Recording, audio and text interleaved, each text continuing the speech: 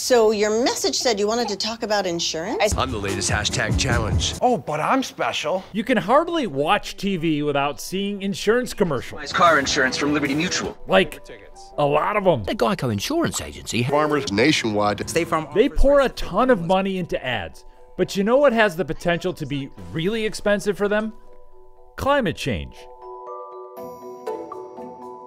The National Oceanic and Atmospheric Administration, or NOAA, says climate change is increasing the frequency of some types of extremes. And looking at last year's extremes, NOAA says there were 20 large-scale weather and climate disasters in the U.S., with combined losses of $145 billion. That includes the 2021 Texas February storm, with insurance companies currently expected to pay out $10.3 billion on a disaster that emerging science suggests was made worse by climate change.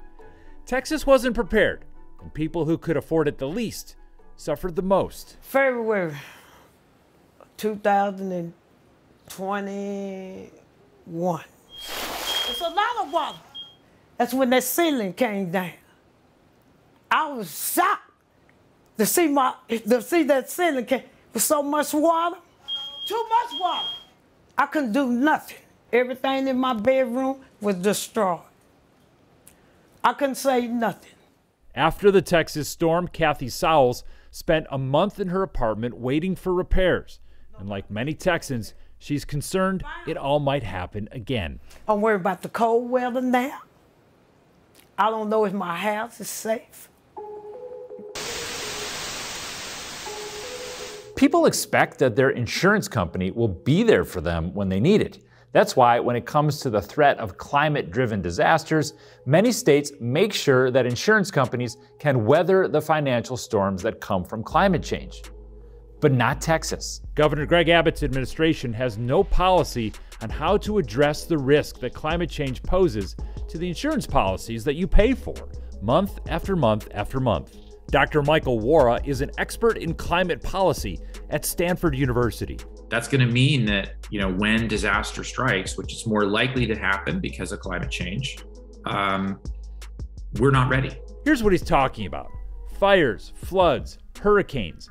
Insurance companies use decades of historical data about all the claims they've paid out to predict how many disasters there'll be in the future and how much they'll cost. What climate change does is mess up that approach to pricing, because climate change makes the future different than the past. California is seeing the future. As a result of more intense wildfires, one insurance company recently went bankrupt, unable to pay for far more fire claims than anticipated, and tens of thousands of California homeowners in fire-prone areas have been dropped by insurance carriers. That means that we have to force the insurers to have enough money so that they can handle, effectively they can handle a run on the bank.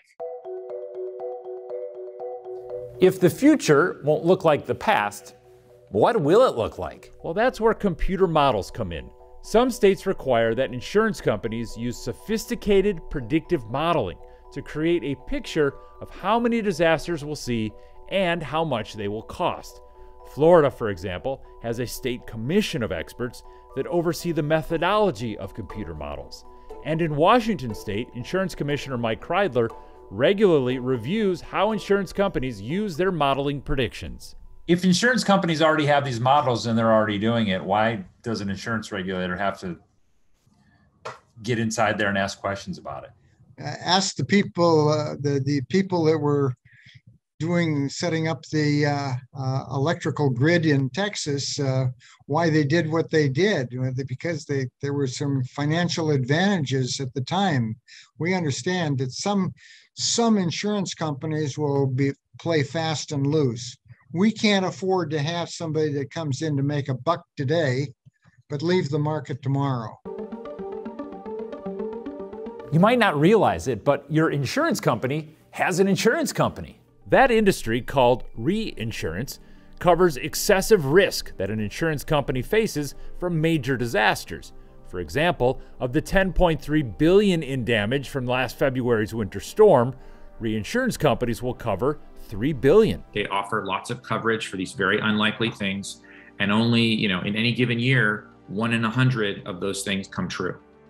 and they have to pay. If they're paying for 3 or 4 things coming true, that's not a business model anymore. The reinsurers basically want a fair game. And they don't think they're getting one in Texas.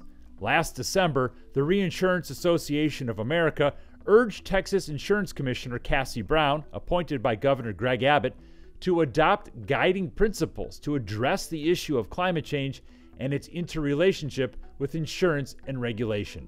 So what is the Texas Department of Insurance doing about the risks of climate change?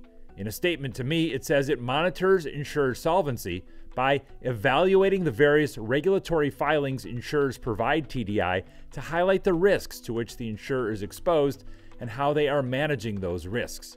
But in an earlier message, when I asked, does TDI have a policy statement about climate change and how it relates or impacts to the department's mission, the response was much more concise.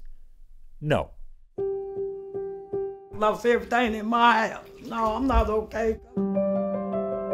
Weather and climate disasters can have huge impacts on people's lives, and science is telling us to expect more of them. I hope I'm safe. That's what I'm saying.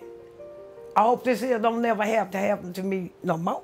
But instead of looking towards a more expensive tomorrow, Texas is still planning for a cheaper yesterday.